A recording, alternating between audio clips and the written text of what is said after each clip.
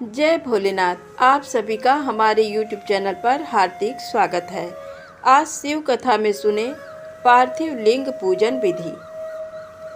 जन्म और मरण सब भगवान शिव ने ही बनाए हैं। जो इन्हें उनकी सेवा में ही अर्पित कर देता है वह बंधनों से मुक्त हो जाता है।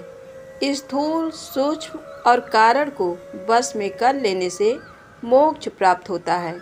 जो शिव की पूजा में तत्पर हो, मौन रहे, सत्य तथा गुणों से युक्त हो, क्रिया जाप तप करता रहे, उसे दिव्य ऐश्वर्य की प्राप्ति होती है तथा ज्ञान का उदय होता है।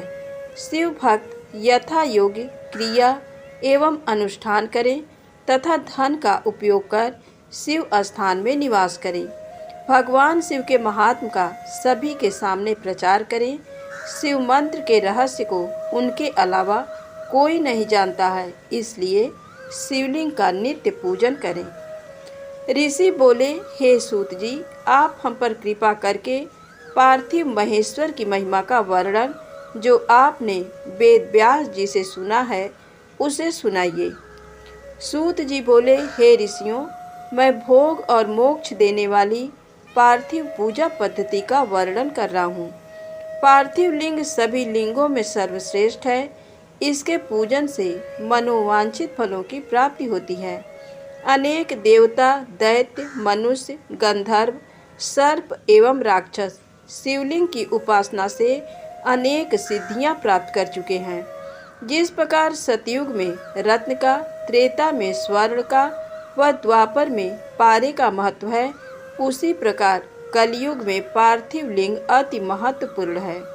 शिव मूर्ति का पूजन तप से भी अधिक फल प्रदान करता है। जिस प्रकार गंगा नदी सभी नदियों में श्रेष्ठ एवं पवित्र मानी जाती हैं, उसी प्रकार पार्थिव लिंग सभी लिंगों में सर्वश्रेष्ठ है। जैसे सब व्रतों में शिवरात्रि का व्रत श्रेष्ठ है, सब दैवीय शक्तियों में दैवी शक्ति श्रेष्ठ है, वैसे ही सब लिंगों में पार्थिव लिंग श्रेष्ठ है। पार्थिव लिंग का पूजन धन, वैभव, आयु एवं लक्ष्मी देने वाला तथा संपूर्ण कार्यों को पूर्ण करने वाला है। जो मनुष्य भगवान शिव का पार्थिव लिंग बनाकर प्रतिदिन पूजा करता है वह शिव पद एवं शिवलोक को प्राप्त करता है। निष्काम भाव से पूजन करने वाले को मुक्ति मिल जाती है। जो ब्राह्मण कुल में जन्म लेकर भी पूजन नहीं करता वह घोर नरक को प्राप्त करता है। पार्थिव लिंग की श्रेष्ठता तथा महिमा का वर्णन करते हुए सूत जी ने कहा, हे श्रेष्ठ महर्षियों, वैदिक कर्मों के प्रति श्रद्धा भक्ति रखने वाले मनुष्यों के लिए पार्थिव लिंग पूजा पद्धति परम उपयोगी एवं श्रेष्ठ है तथा भोग एवं मोक्ष प्रदान करने वाली है। सर्वप्रथम सूत्रों की विधि से स्नान करें। संध्योपासना के उपरांत ब्रह्म यज्ञ करें। तत्पश्चात देवताओं, ऋषियों, मुनियों और पितरों का तर्पण करें। सब नित्य कर्मों को करके शिव भगवान का स्मरण करते हुए भस्म तथा रुद्राक्ष को धारण करें। फिर पूर्ण भक्ति भावना से पार्थिव लिंग की पूजा अर्चना करें। ऐसा करने से संपूर्ण मनोवांछित फलों की प्राप्ति होती है।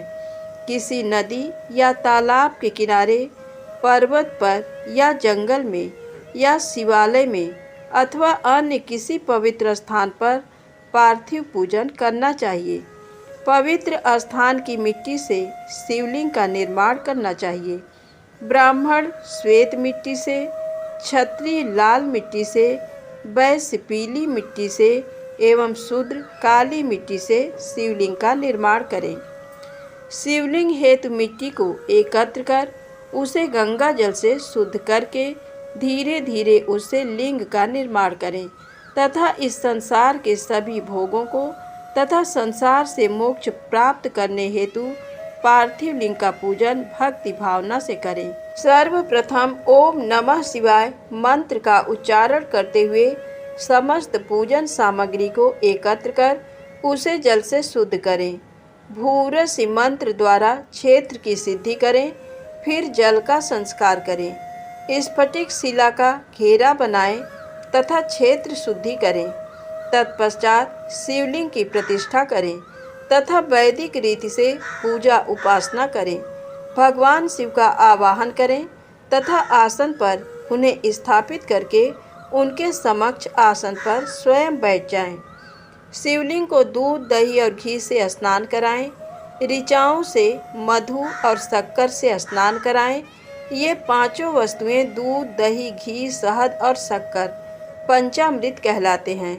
इन्हीं वस्तुओं से लिंग को स्नान कराएं। तदुपरांत उत्तरीय धारण कराएं।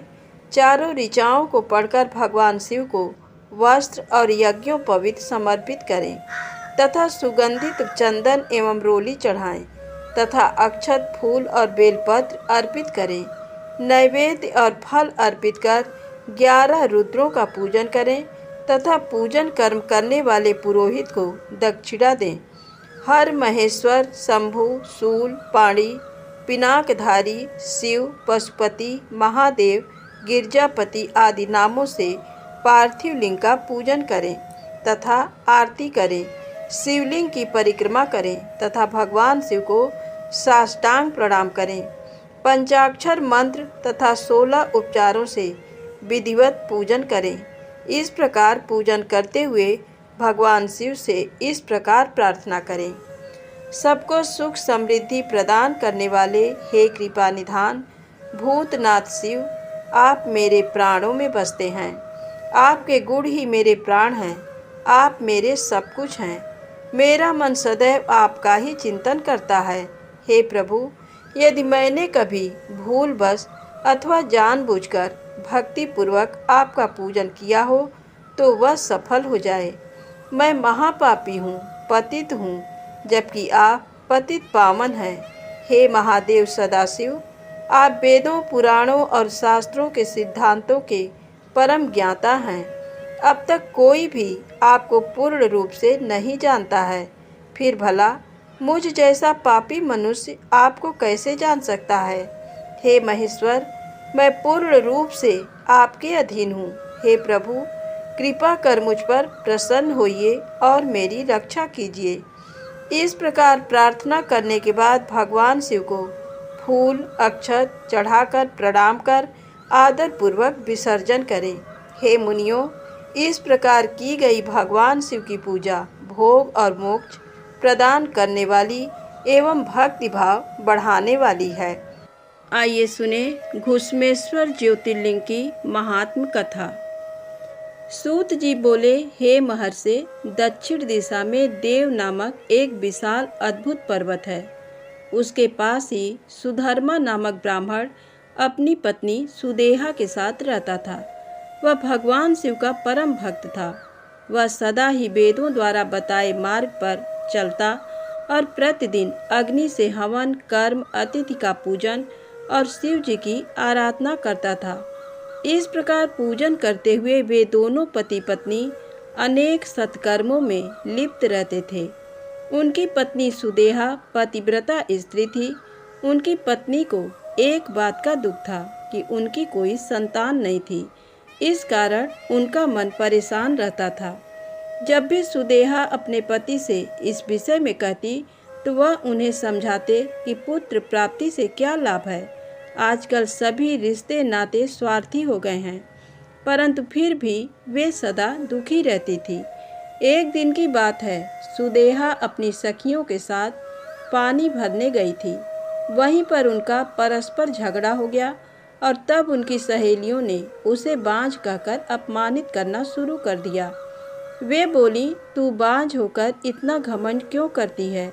तेरा सारा धन तो राजा के पास ही चला जाएगा, क्योंकि तेरा कोई पुत्र तो है नहीं। दुखी मन से सुदेहा घर लौट आई। उसने सारी बातें अपने पति को बताईं।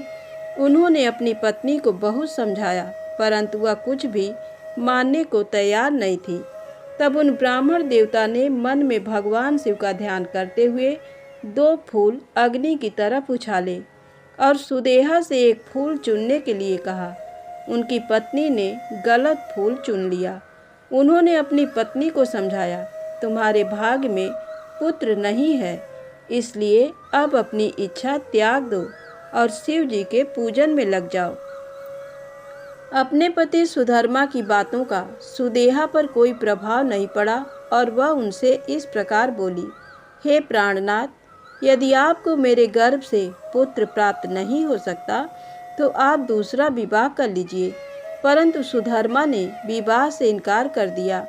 तब सुदेहा अपनी छोटी बहन घुसमा को अपने घर ले आई और अपने पति से प्रार्थना करने लगी कि वे उससे विवाह कर लें।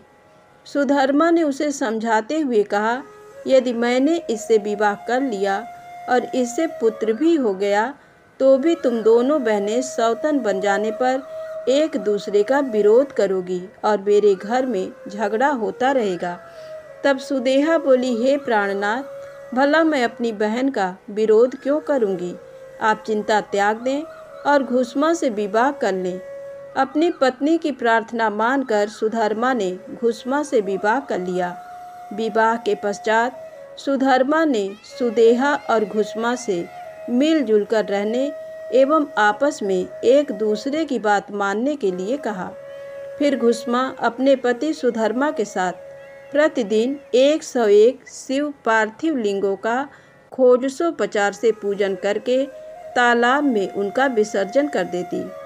इस प्रकार जब उसने 1,00,000 पार्थिव लिंगों का पूजन पूर्ण कर लिया तो शिव जी की कृपा से उसे परम सुंदर गुणवान पुत्र की प्राप्ति हुई। पुत्र पाकर घुसमा और सुधर्मा बहुत प्रसन्न हुए, परंतु सुदेहा को अपनी बहन से जलन होने लगी। सूत जी बोले, हे मुनिगणों, सुदेहा अपनी छोटी बहन घुसमा से बहुत ईर्ष्या करती थी। उसके पुत्र के प्रति भी उसका व्यवहार बुरा था। धीरे धीरे घुसमा का पुत्र बड़ा हो गया। उसे विवाह योग्य जानकर ब्राह्मण सुधर्मा ने उसका विवाह एक योग्य कन्या से करा दिया। इससे सुदेहा की ईर्ष्या और अधिक बढ़ गई। उसने निश्चय किया कि जब तक घुसमा के पुत्र की मृत्यु न होगी तब तक मेरा दुख कम नहीं होगा। अपनी खोई प्रतिष्ठा और घुसमा को सबक सिखाने का निश्चय सुदेहा ने कर लिया। एक रात सब प्राणियों के सो जाने के बाद सुदेहा ने घुसमा के सोते हुए पुत्र की हत्या कर दी। फिर उसके छोटे छोटे टुकड़े करके उसी तालाब में बहा आई जहाँ घुसमा प्रतिदिन शिव पार्थिव लिंग का पूजन के उपरांत विसर्जन करती थी। घर आकर सुदेहा आराम से सो गई। प्रातःकाल उठकर सुधर्मा भगवान शिव का पूजन करने चले गए। सुदेहा और घुसमा भी अपने अपने काम में लग गईं। जब घुसमा की पुत्र वधू ने अपने पति की चारपाई पर खून और शरीर के अंगों के टुकड़े देखे तो वह अत्यंत व्याकुल हो गई और उसने अपनी सास को सूचित किया। वहाँ का दृश्य देखकर वह फौरन समझ गई कि किसी ने उनके पुत्र की हत्या कर दी है। ये जानकर घुसमा जोर जोर से रोने लगी। सुदेहा भी उनकी देखा देखी आंसू बहाने लगी, परंतु मन में वह अपनी सौत के दुख से बहुत प्रसन्न थी। कुछ देर पश्चात सुधर्मा शिव पूजन से वापस लौटे तो उन्हें सब बातें पता चली। सुधर्मा घुसमा से बोले, देवी, इस तरह से रोना छोड़ दो। अपने दुख को दूर करके अपना कार्य पूरा करो। भगवान शिव ने ही हमें कृपा करके पुत्र प्रदान किया था और वही उसकी रक्षा करेंगे। इसलिए तुम रोना छोड़ो और अपना नित्य कर्म करो। तब पति की आज्ञा मानकर देवी घुसमा ने शिव जी के पार्थिव लिंगों का पूजन किया और उन्हें बहाने के लिए तालाब पर गईं। जब लिंगों का विसर्जन करने के उपरांत वह मुड़ी तो उसे अपना पुत्र वहीं तालाब के किनारे खड़ा मिला। अपने पुत्र को जीवित पाकर वह बहुत प्रसन्न हुई और मन ही मन अपने आराध्य देव भगवान शिव का स्मरण करके उनका धन्यवाद व्यक्त करने लगी। उसी समय भगवान शिव वहां प्रकट हो गए और बोले, देवी घुसमा, तुम्हारी आराधना से मैं प्रसन्न हूँ। मांगो, क्या वर मांगना चाहती हो? तुम्हारी बहन सुदेहा ने ही तुम्हारे पुत्र की हत्या की थी, परंतु मैंने इसे पुनर्जीवित कर दिया है। मैं तुम्हारी सौत को उसकी करनी का दंड अवश्य दूंगा। भगवान शिव के वचन सुनकर देवी घुसमा बोली, हे नाथ, सुदेहा मेरी बड़ी बहन है, इसलिए आप उनका अहित न करें। तब शिव जी बोले, तुम्हारी सौत ने तुम्हारे पुत्र को मारा, फिर भी तुम उसको दंड नहीं देना चाहती हो। ये सुनकर घुसमा ने कहा, हे देवाधिदेव, अपकार करने वालों पर भी उपकार करना चाहिए। ये मैंने भगवद वाक्य पढ़ा है और मैं यही मानती भी हूँ, अतः आप सुदेहा को क्षमा कर दें। तब घुसमा की बात सुनकर शिव जी बोले, ठीक है, जैसा तुम चाहती हो वैसा ही होगा, तुम और कोई वर मांगो। ये सुनकर घुसमा बोली, हे प्रभु, आप इस जगत का हित व कल्याण करने हेतु यहीं निवास करें। तब शिव जी बोले, हे देवी, तुम्हारी इच्छा पूरी करने हेतु मैं तुम्हारे ही नाम से घुसमेश्वर कहलाता हुआ यहाँ निवास करूँगा। ये कहकर शिव जी ज्योतिर्मय रूप में शिवलिंग में स्थित हो गए। वह सरोवर शिवालय नाम से प्रसिद्ध हुआ। इस सरोवर के दर्शनों के बाद घुसमेश्वर लिंग का दर्शन करने से अभीष्ट फलों की प्राप्ति होती है। इस प्रकार शिव जी वहाँ सदा के लिए स्थित हो गए। उधर सुधर्मा भी सुदेहा के साथ वहाँ आ पहुँचे और उन्हें सारी बातें ज्ञात हो गई। सुदेहा अपनी करनी पर बहुत लज्जित हुई और उसने सबसे क्षमा याचना की। उसके मन का मैल धुल गया। तत्पश्चात उन सब ने मिलकर शिवलिंग की 101 परिक्रमा की और उसके बाद सुखपूर्वक घर को चले गए। प्रेम से बोलें शंकर भगवान की जय हो। दोस्तों, वीडियो पसंद आए तो कृपया चैनल को लाइक सब्सक्राइब अवश्य करें। जय माता दी, जय भोलेनाथ।